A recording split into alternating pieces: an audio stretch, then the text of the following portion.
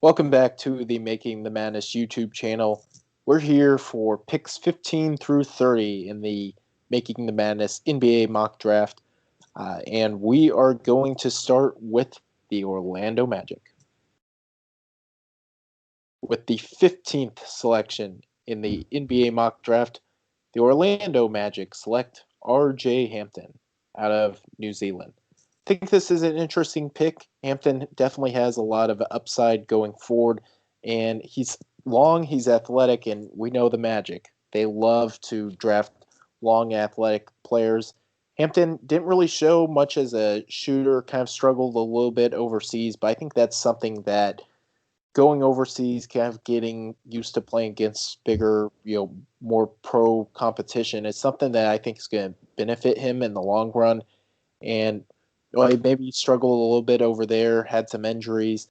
I think that those are the type of things you learn lessons while playing overseas. And we'll see him kind of come in, I think, be maybe a little bit better version of himself than maybe had he gone to university or something like that. So we'll see kind of what comes out of RJ Hampton, but certainly he's someone that should be an interesting prospect, especially for a Magic team that loves athletic players, even at the guard spot, like RJ Hampton. Yeah, definitely. And one thing to remember with Hampton is that he's pretty young. I mean, he's 19, but he was supposed to originally be in the 2020 class and reclassified before opting to play in New Zealand. The Magic, I think out of almost anybody, Hampton really hurt his stock this year. He just wasn't very good overseas, but 15 still a good spot. I think he was a top 7 pick before the year, but the Magic, they're building. I mean, they're in the playoffs right now. They beat Milwaukee one game and they got destroyed yesterday, but Jonathan Isaac, that brutal ACL injury, he looked to be a potential star soon. So hopefully he could be healthy and come back. Markelle Fultz has really started to put it together and be a solid NBA player. Aaron Gordon's very good. Nikola Vucevic, they could look to trade him after the season, which is kind of rumors that I've read, so that's possible. Evan Fournier is a good shooter. Mo Bamba hasn't really played much in the NBA, but he really bulked up, which was one of his biggest knocks a couple years ago before he got drafted. So Bamba could be good in the future. Terrence Ross is a pretty crafty scorer. And Gary Clark, out of Cincinnati, he was undrafted a few years ago. He's kind of started to put it together in the bubble a little bit. He could be a solid bench piece. Then you have Marcus Zagorowski's brother, Michael Carter Williams. I mean, he's a veteran guard at this point. DJ Augustine is somehow 32 years old. I feel like that's not true. I feel like he's been in the NBA for like 20 years, which is older than I am. So I feel like he's been in the NBA longer than I've been alive by a couple years. So DJ Augustine, pretty old, but only 32, I guess. But the Magic look to be good in the future, and adding Hampton, that's a perfect landing spot. Yeah, and I think the Magic are kind of what they are.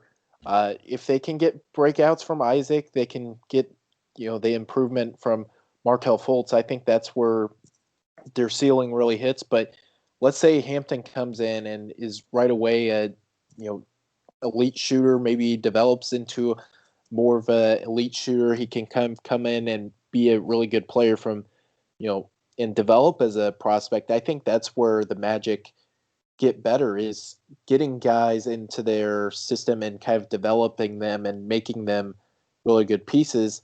Maybe the Magic are still a few years away, but at some point, I think the Orlando Magic could be contending, near the top of the East, and definitely adding a guy like Hampton who can come in and be a solid piece for this team, I think is going to be huge for them going forward.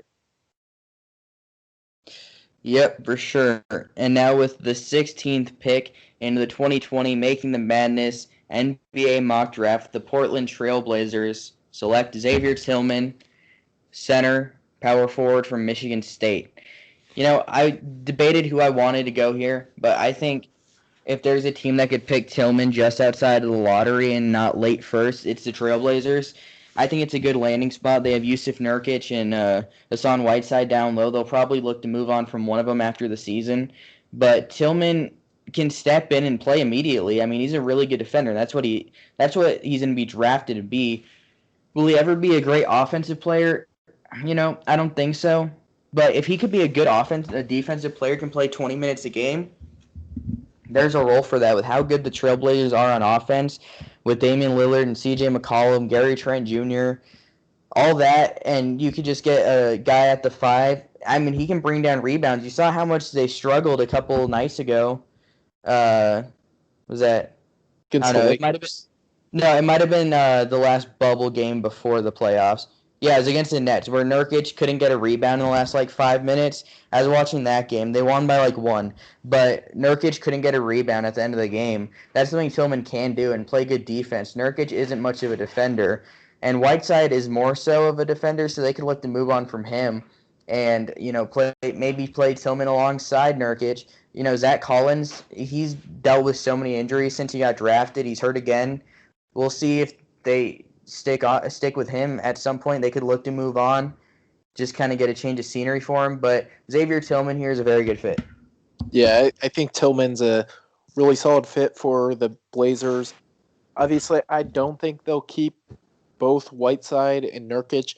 I think you probably get rid of Whiteside, I would guess, and Yeah. you have Tillman who can kind of play the center spot realistically, just fill that role. And with Tillman, he's a little bit more mobile. If that, I think he can kind of step out and he can guard. Maybe with Whiteside, he's kind of limited in what he can guard. He can guard fives. That's about it. Well, if you have an athletic 4-man that can shoot, can get to the rim, can run around screens, well, that's an issue. But with Tillman, I think he can kind of he can guard like a guard, which is, something that I think is going to be big. He's also very physical, can guard fives. I think defensively he can kind of defend more at that 4 and both at the 5 spot, which is going to be big for the Blazers. And I think looking at this team, they have a good core. They have Damian Lillard. They have CJ McCollum. They have Gary Trent Jr., who's really taken a step forward. Carmelo's still there. But if they can add someone that can come in and produce, be a solid player, that's where this team gets better. And I think this is what they need. Yeah, definitely. And with the 17th pick, the Minnesota Timberwolves are now on the clock. The Minnesota Timberwolves with the 17th pick select Jalen Smith out of Maryland. With Smith, I think this is a solid pick for the Wolves. Adding a player that can kind of play the 5 and the 4 at this next level is going to be big. I don't know if Smith's going to come in, be a starter for the team, obviously with Karl Anthony Towns, Anthony Edwards, who they picked earlier in this draft, Jarrett Culver, and D'Angelo Russell. It's going to be hard to fight for minutes, but I think Smith is someone he can kind of step in. He can at times play alongside Karl Anthony Towns. At times he can play off the bench and be kind of the man behind Karl Anthony Towns. So I think this is a solid pick. The Timberwolves already, get their elite kind of scorer in Anthony Edwards. Adding another guy, and the one thing I really like about Jalen Smith, he can kind of step out. He can pick and pop, hit a 3 at the 5 spot, which is something that's interesting as well. So I think the Wolves selecting Jalen Smith, definitely a solid option for them. Yeah, definitely adding him alongside Anthony Edwards, who they picked earlier. That's a very good haul in this draft. The Timberwolves look to, continue building and, maybe make the right draft decisions. 11 years ago, I believe they decided to pick Johnny Flynn and Ricky Rubio over Steph Curry. That's a tough look. But the Timberwolves look to be headed in the right direction. Yeah. Yeah, I think Smith is another solid piece to that. But now time for a team that is definitely heading in the right direction, the Dallas Mavericks. With the 18th pick in the 2020 Making the Madness NBA mock draft, the Dallas Mavericks select Desmond Bane, wing out of TCU. Desmond Bain, he had a really good season on a really bad TCU team, but it's not like he was just good this past season. He was good 2 seasons ago, where they made the NIT. They weren't great, but 3 seasons ago he was even great. He really just had a great career at TCU, and I feel like just wasn't talked about all that much. He's a really solid athlete, and he is a great shooter. He shot 46% 3 seasons ago from deep, 42% 2 seasons ago, and 44% from deep this season while having 16 a game. That's really good production. He's a solid defender. I think he has good defensive upside, but that offense is so good. Him with Luka Doncic, Seth Curry has proven to be a pretty good player. Kristaps Porzingis is a good player. Tim Hardaway Jr., Jalen Brunson when he's healthy, he's been a good bench piece. Dorian Finney-Smith looks to be a solid bench wing player. Justin Jackson's kind of been a really bad bust and disappointment, but adding a guy like Desmond Bain, he can be a guy who can have 12 points a game next year and shoot 42% from three, and I wouldn't be remotely surprised. He's just a very good player. Yeah, I think he comes in. He could start right away. I think he could also come off the bench, which is, I think, maybe the more realistic option for next season. But either way, he whether he starts, whether he comes off the bench, he can, come in, be, a seventh man, even come in, play 15, 20 minutes a game. And on those nights where he's on fire, look out, because he's someone that in this earlier season against Baylor, he got going, and then there was no stopping Desmond Bain. You could put two defenders on him. He was still pulling up from 25 and knocking shots down. He has that type of green light. He has that type of, ability to get hot and make shots at a high level. And having someone that is a, confident shooter, a really good shooter, has great form, great, shooting form, which I think is something you need as well. He's going to be someone that can come in and play right away and score at a solid level for this team. Definitely, and with the 19th pick and the 2020 Making the Madness NBA mock draft, the Brooklyn Nets are now on the clock. And with the 19th pick, the Brooklyn Nets select Tyrese Maxey. With Maxey, he's a little bit undersized for a shooting guard. He'll play kind of alongside Kyrie Irving for this team in the future. I think with Maxey, he's a solid defender. He's going to come in. He can get hot on certain nights. First game of the season against Michigan State, he got really hot.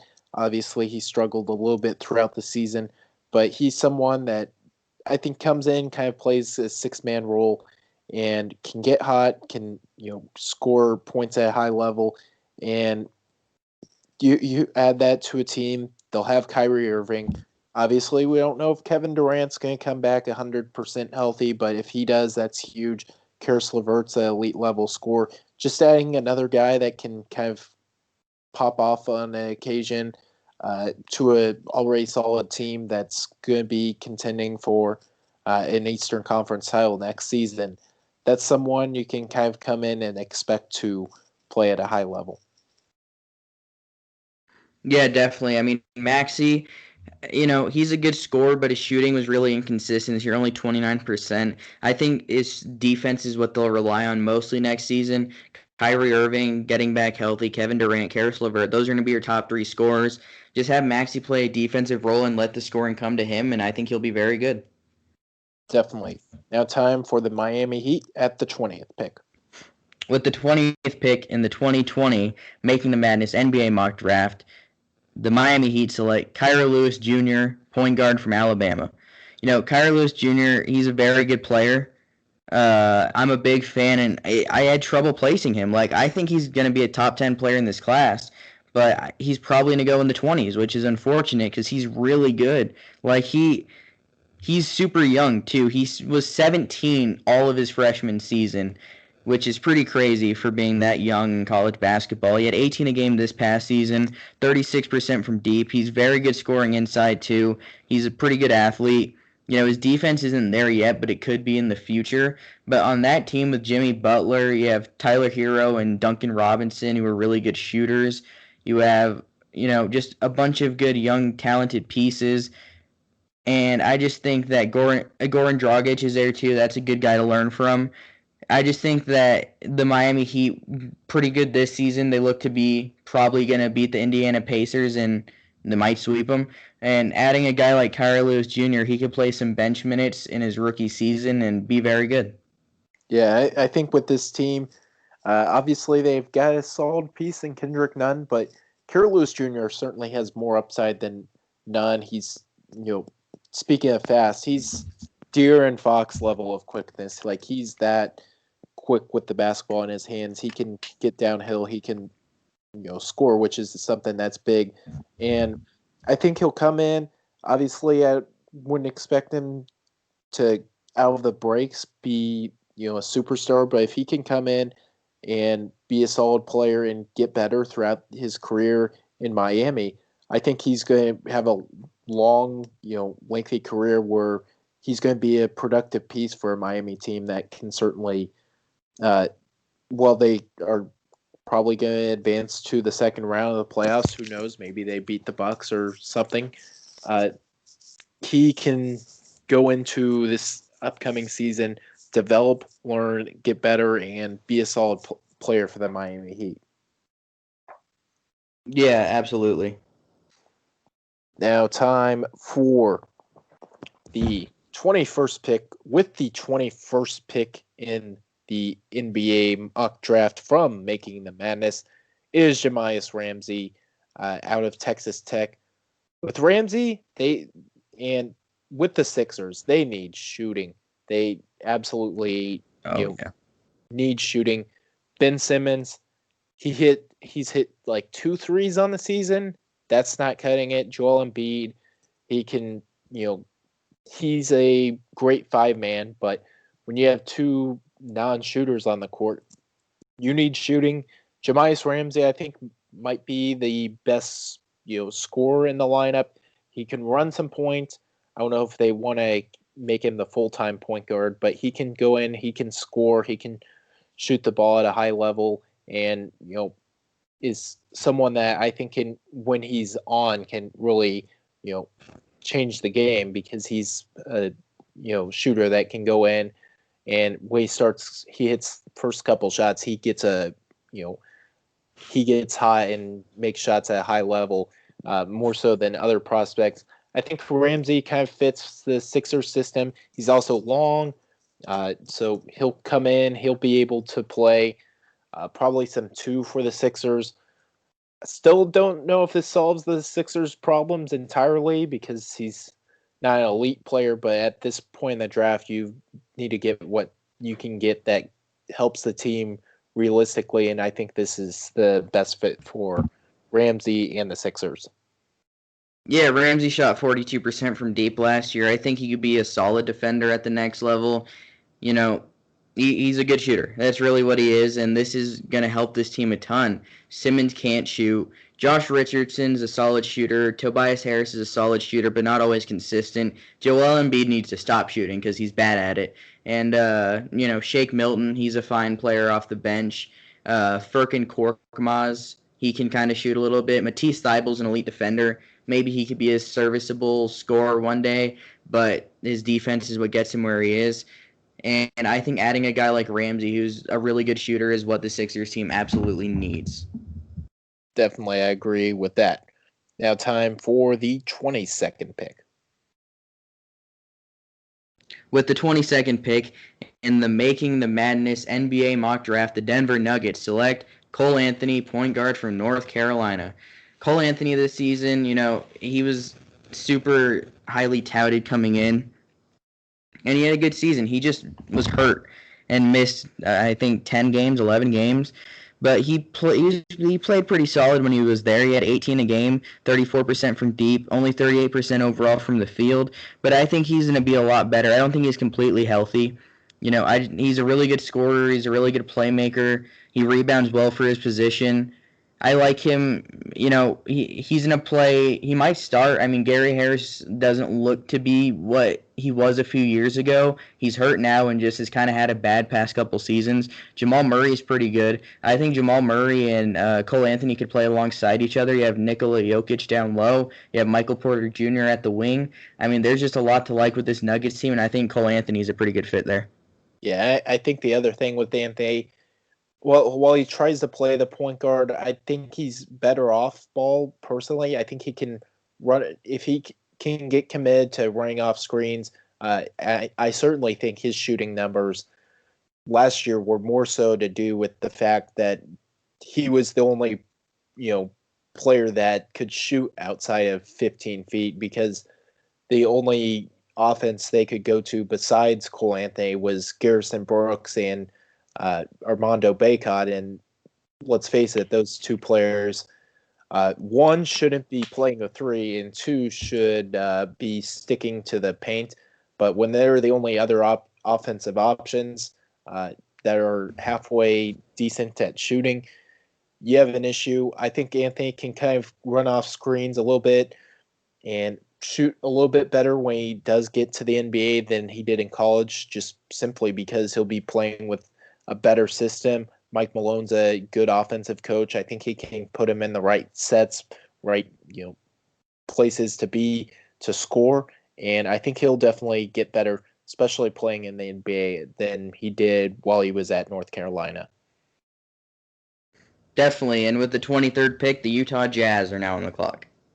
The Utah Jazz with the 23rd pick Theo Maldadon out of France. He's a 6'4" point guard. I think they can kind of use another, you know, I think Donovan Mitchell is and Mike Conley are their kind of backcourt right now. But obviously Conley's getting up there in age and can't play the minutes that he was once able to. So adding another piece at the point guard position helps. Maldon, he's not an elite shooter, but he can score the basketball. He's versatile, uh, and I think he can kind of play 1 through 3, maybe defensively, which is something that's obviously going to be helpful. I think he can come in, play, be a productive player for the Jazz as they kind of look to continue to be a solid NBA team that at some point I think is going to be maybe a Western Conference finalist, maybe a team that advances to the NBA Finals out of the West. Yeah, definitely. I mean, Maladon's a very good playmaker. His scoring will come eventually. He's a 6'5" guard. There's a lot to like there. Donovan Mitchell alongside. He can learn from Mike Conley. I mean, what's not to love? You have Rudy Gobert down low. I mean, that's just a really good fit. Jordan Clarkson, Joe Ingles. There's just a lot on that Jazz team, and they could be NBA Finals contenders in the near future. Definitely, I agree with that. But speaking of a team that is an NBA Finals contender, let's go to the 24th pick for the Milwaukee Bucks. With the 24th pick in the 2020 Making the Madness NBA mock draft, the Milwaukee Bucks select Isaiah Stewart, center out of Washington. Isaiah Stewart, he's not a super explosive athlete, but he's super strong. And I think he's 6'9", so he's not like prototypical center size at this point. But I think he could play 4 or 5, so he can play different positions. And he didn't shoot a ton of threes this year, but I think he could be a serviceable three-point shooter. 34, 35%, that's pretty good. He shot nearly 80% at the foul line. He's just a very good player. He's a great scorer. He's a solid defender, good rebounder. His strength is next level. I think adding him onto a team, Brook Lopez is a fine player, but I think it's time to move on from Brook Lopez. You have Giannis, you have Chris Middleton, you have Dante DiVincenzo, who, for whatever reason, I blame myself. I was in the car the other day. Max Kellerman from ESPN has his radio show or whatever, and he was talking about how Dante DiVincenzo was the best player on Villanova's during Villanova's March Madness run. Besides that Michigan game, which DiVincenzo was the best player, Brunson was by far their best player that whole season and in that March Madness run, and he won National Player of the Year. But that's not the point of this. But I just had to put that out there. That was a really bad remark there. But DiVincenzo's good. DJ Wilson kind of looks not good and like a bust. Pat Connaughton's pretty good. Sterling Brown, he could be something in the future. I think adding Isaiah Stewart, who can step in and start immediately to already really good team, is perfect for the Bucks. Yeah, I think the thing with the Bucks, the Lopez twins right now are kind of the option down low. But at some point, right now the Brooke and Robin Lopez aren't exactly spring chickens these days. Their career, while it's been solid to this point, they're solid players.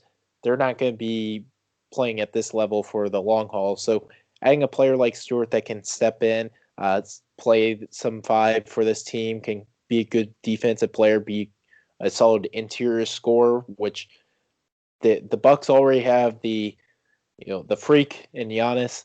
Adding another low post score can definitely help. So the Bucks, I think, win with this pick. Now on to the 25th pick, the Oklahoma City Thunder select Devon Dotson out of Kansas. I think with the Thunder, Chris Paul, he's limited in years. I think the ideal fit for this team is having a point guard playing alongside Shea Gilgeous-Alexander. Uh, Gilgeous-Alexander, while he is labeled as a point guard, I think he can play both on it and off the ball. I think the same is true with Devon Dotson, who kind of did the same thing with Marcus Garrett this past year. He's really quick. He's fun. Get out in the front court. He can go get you a basket in a hurry. He's really quick. He's really speedy. He's not an elite shooter, but he can knock down shots. I think he'll kind of come in and kind of learn from Chris Paul while he's with the Thunder, and eventually I think he can kind of step in and be maybe the point guard, maybe the sixth man of the future for the Thunder. Yeah, definitely. I think that this is a very solid pick for the Thunder. Obviously, there's a lot of point guards in this range they can go with, but Devin Dotson, he's very, very fast. He's really good speed, and he got to play with an elite big man, Udoka Azubuike. I like. There's nobody better to learn under than Chris Paul. Shea Gilgeous-Alexander is a very good scorer. Luguentz Dort out of Arizona State last season went undrafted. Looks to be a potential All NBA defensive player at some point. Danilo Gallinari is Danilo Gallinari and is a really good shooter. Steven Adams is really solid down low. Darius Baisley, he showed flashes at points this year and looks like he could be a pretty good player at some point. Adding a player like Dotson, he might not be the most high upside of guys, but I think he's, pretty reasonable upside, and he's a safe play because he's a solid defender and he's a really good, smart player who can pass, and, he's very quick. Definitely. Now moving on to the 26th pick with the Boston Celtics. With the 26th pick in the 2020 Making the Madness NBA mock draft, the Boston Celtics select Jaden McDaniels, wing out of Washington. McDaniels it hurt my eyes to watch him most of the time this season because he just made very bad decisions. I don't know if he didn't want to be there or if he's just not a very smart basketball player. I hope it's the first one because he just was not fun to watch this year. He showed flashes at times, and then the next second he'll chuck up a 32-footer with three guys on him and just act like nothing happened. And then on the defensive possession, he'll just jog. He just didn't try this year, even though his stats aren't terrible. He just didn't try. Took possessions off on defense, was taking terrible shots on offense. He's the most, high risk, high reward player in this draft. He could be really good, but he could also be terrible and out of the league in a year. So we'll have to see what comes of that. But the Celtics are the type of team to take a risk on him. Yeah, I think the Celtics definitely are the type of team that are going to look to take some chances. Obviously, they have a high volume of draft picks, so they can afford to do so. If a player, last year they kind of took Romeo Langford, kind of controversial, and we'll see kind of how he pans out. But just taking some of these guys that maybe didn't show out perfectly in college, but can kind of develop into pieces going forward, I think that's something the Celtics can do. We'll see if coaching under or learning under the coaching of Brad Stevens can kind of help him develop as a piece. He's really talented. He's really athletic. He has all the attributes to be good. It's just about putting it together, and we'll see if the Celtics can kind of do that with Jaden McDaniels. Absolutely. And with the 27th pick, the New York Knicks are now on the clock. The New York Knicks, with the 27th pick, take Peyton Pritchard. With Pritchard, he's kind of a solid point guard option. They already took Tyrese Halliburton. I think they take Pritchard as well. Just shore up the point guard spot. Pritchard can, play the point. He's a elite shooter. We've seen him make shots in the clutch. He's the type of guy you want to put the ball in his hands late in games and go get you a bucket. He's that type of player as well. And I just think RJ Barrett, maybe you can move him off the ball. Obviously, we'll see with Tyrese Halliburton, but adding a third guard, maybe a 6-man role would be what Pritchard can kind of do. But I think just adding, shoring up the guard position is going to be helpful for the Knicks going forward. And I think Peyton Pritchard kind of does that at the 27th pick. Yeah, Pritchard's as safe as a pick as you'll find late in the first round. I mean, he was a solid shooter his first 3 years, but was an elite shooter this season. He really developed during his career. He's a starter all 4 years. He's a starter on the Final Four team his freshman year, but he played his role that year. That's one thing. He knows how to play his role, whatever his role is. His role on that team was to set up Tyler Dorsey. It was to set up Dylan Brooks. It was to set up Chris Boucher and Jordan Bell down low. That was his role on that team and take a shot when he needed to. And last season, they needed him to take these shots. He was the scorer. There was no Lou King there. There was no Kenny Wooten to throw a lob to. There was, Bull played a few games a previous season. Someone that I'm definitely forgetting. Chris Duarte, Will No, Richardson. from 2 years ago. Lewis King. I said Lewis King. It'll come to me. I'll look it up. But Peyton Pritchard, very good player. He's someone, and he has sneaky athleticism. I mean, you look at him and you wouldn't think he's a really good athlete, but he's pretty quick. And a lot of his scoring, honestly, kind of came from driving. I mean, he was good. He was a really good shooter. And you look at that shot against Washington, made it from like 30-something feet. Very good there. And he's going to be a great NBA player. And the player I was thinking of was Paul White, by the way. But moving on, 28th pick. It is with the Los Angeles Lakers who are up. with the 28th pick in the 2020 Making the Madness NBA mock draft, the Los Angeles Lakers select Grant Riller, point guard from the College of Charleston.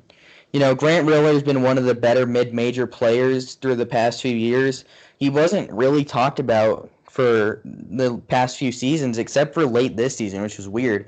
I always wondered why he wasn't much of an NBA prospect, and then he really came on and became one. He started almost every single game in his college career. He had 21 a game this season. He's a very solid athlete, and he's a really good shooter, 36% from deep this season. He's a guy who can run offense. He won a lot of games at Charleston. Took him to the tournament twice, I believe. He's just a really good player and will play a good role in this Lakers team. I mean, you look at what they're struggling with right now, and it's when the ball's not in LeBron James's hand coming up the court, which is often, but when he's off the floor, Alex Caruso bring the ball up. Like, his career highlight was helping bring the Texas A&M back against Northern Iowa in the March Madness game where they're down double digits with a minute left. He's not a good player at the NBA level. He's just not. Rajon Rondo's hurt and he's old. There's not a lot of playmakers there outside of LeBron, and Grant Riller is a really good playmaker. Yeah, I think he definitely helps that, backcourt. I think he can shoot at a high level. You mentioned the 36% shooting. I think he'll get even more open looks at the next level in the NBA just because he's not going to be the, right now he was kind of the centerpiece. Defenses were keying into him, trying to stop him solely.